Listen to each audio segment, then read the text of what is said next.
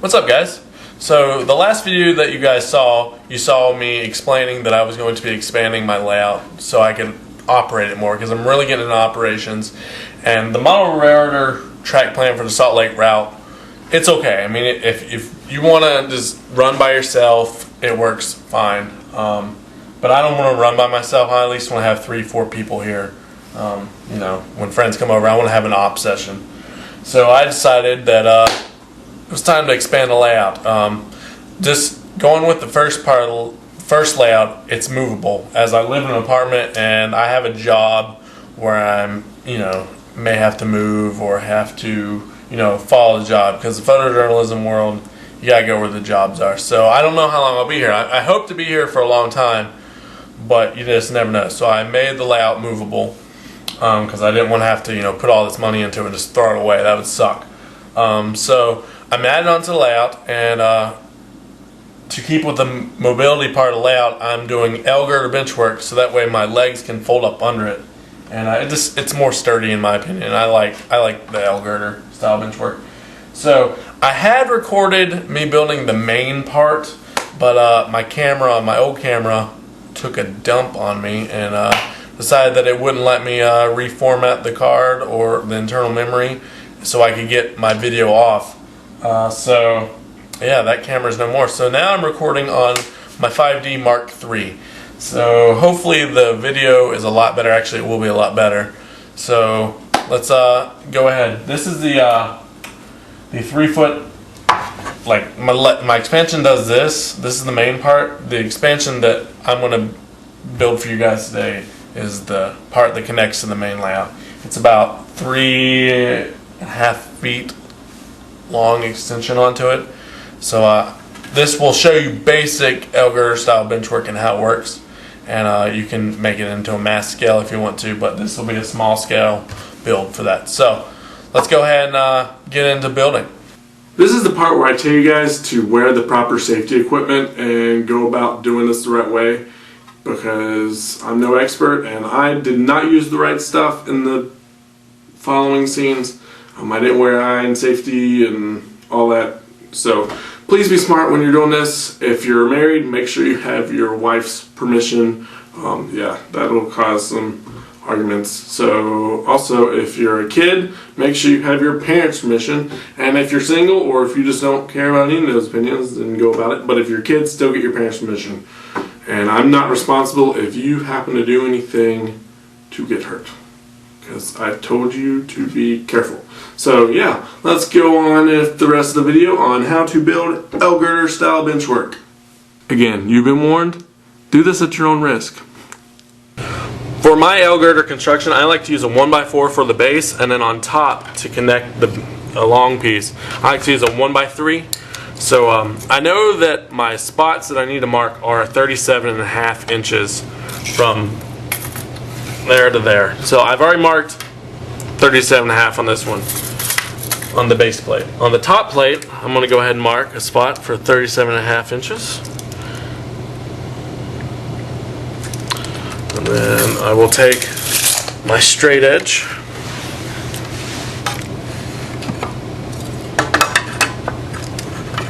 You always should use a straight edge, so that way you get your lines really straight, especially if you're freehanding cutting like I'm having to do.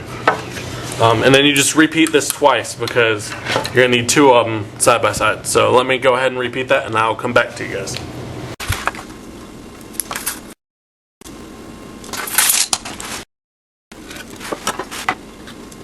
Next, I'm going to take a 2x2 and mark 2 of my legs, because all I need is 2 legs for this expansion part. For the main part I needed 4, but for this I just need 2, because it's a support sort of leg. I'll mark them at 43 inches, and that's what all my legs are on my layout. If you keep your legs consistent throughout your layout, it just kind of keeps it more level. That's basically it. It keeps it level and keeps it easy to remember. So I need to mark 42, 43 marks on this, so that way I can go cut my legs.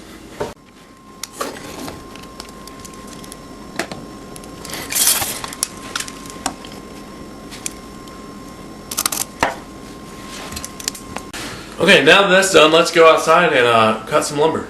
Again, you've been warned. Do this at your own risk.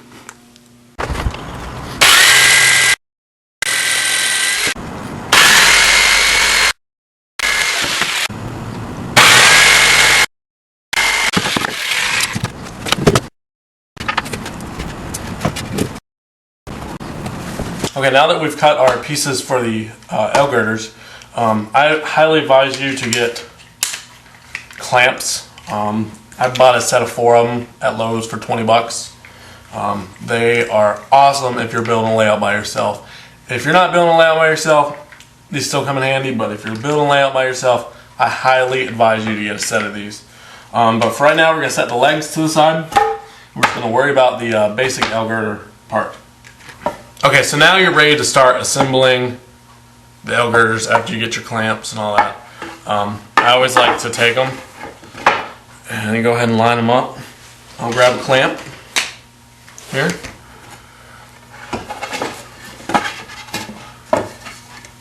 Try to line them up as straight as you can.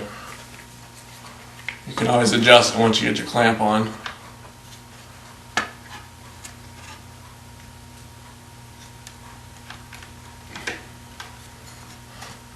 Okay. Grab this one as well.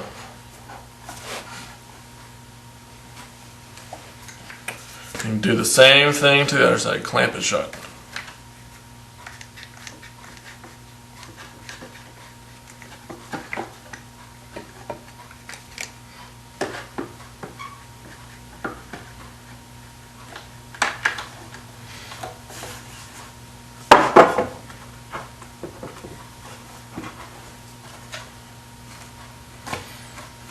Okay, so now we're going to take our tape measure and mark every foot on this. So this is where we will pre-drill our holes. Because I'm a big believer in pre-drilling holes, so that way you don't split the wood. I mean, you don't have to be exactly, accurate on this part.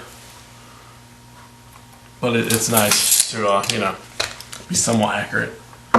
So let's go get the drill and get some screws, and we'll go ahead and start putting our l-girders together.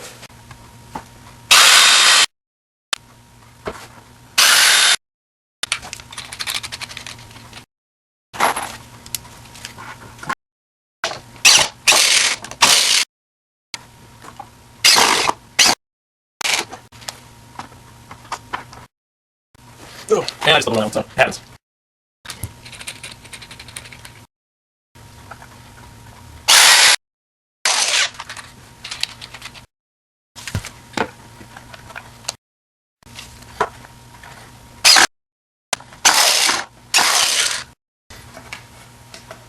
There we have it.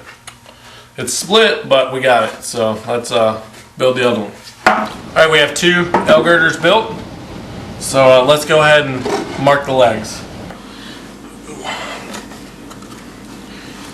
You're going to line your top up of your leg with the bottom of the top brace.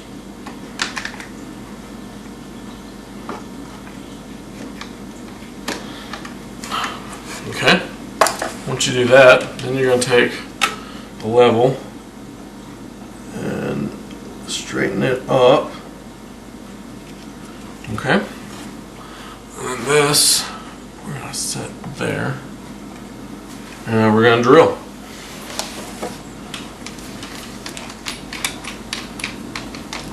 And you can use whatever size drill bit fits the carriage bolts that you use. So let's go ahead and make our first cut and drill.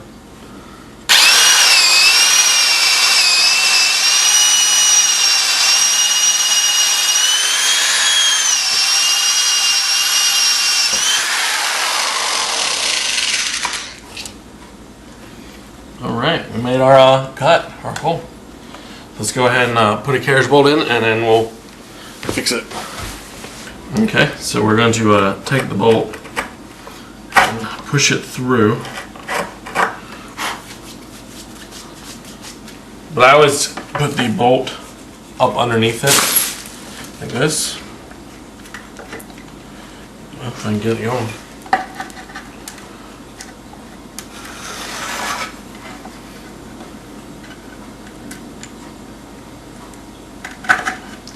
Push it through, put a washer on, and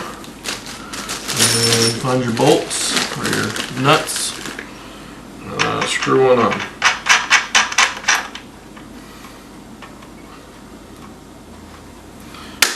let's make our second hole.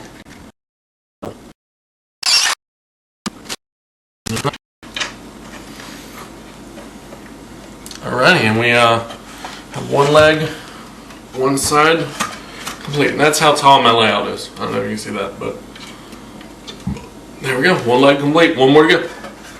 Alright, now that we have two legs assembled, let's go and train out and show you how I will attach them onto the extension.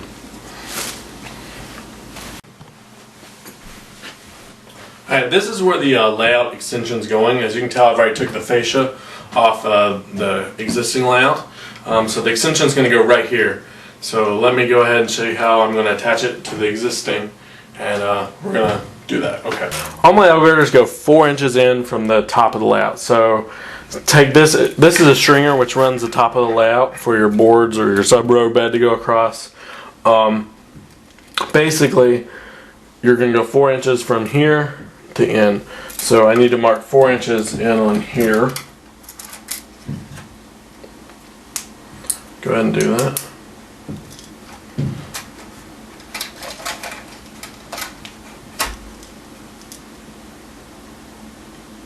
Alright, that's 4 inches in. So now I'm going to take my straight edge, wherever I put it. Now I'm going to take my straight edge and find that mark that I just marked. And then go all the way down. I'm even going to take it one step farther and go across the top. Okay. So now that we know that spot, let's take our l-girder and a clamp. And with the l-girders, you're going to want the outside one, the top ledge right here, facing in. Okay, once you have your clamp on, you're going to want to basically just do it.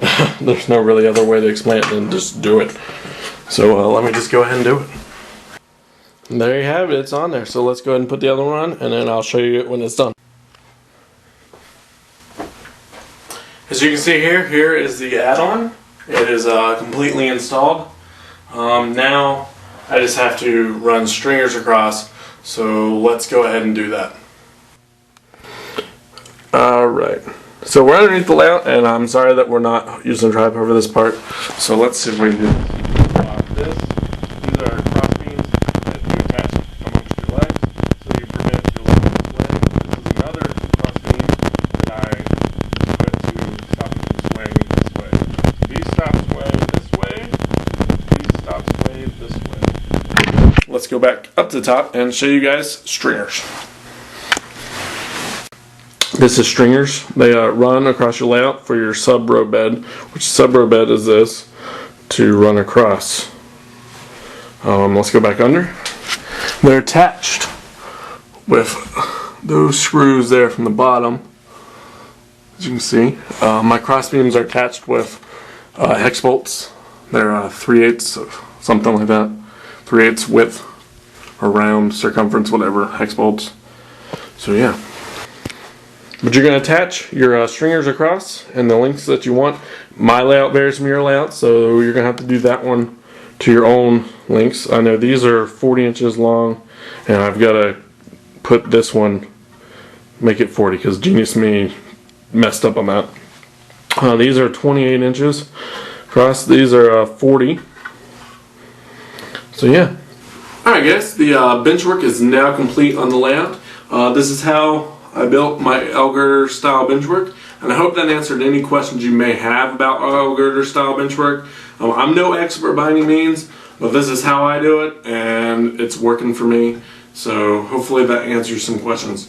The only part I have not done yet is figure out how to attach this part of the layout to the other part of the layout. So I haven't exactly attached this stringer yet. But anyway, hope that answers some questions. If you have any other questions about bench work, how I did this, that I didn't answer in the video, please comment below, let me know. And I'm also thinking about doing a once a week question answer sort of video. So please leave your comments below, and I will definitely get to that. So subscribe, like, comment, share my video amongst your friends, and let's continue building the layout together. Later guys.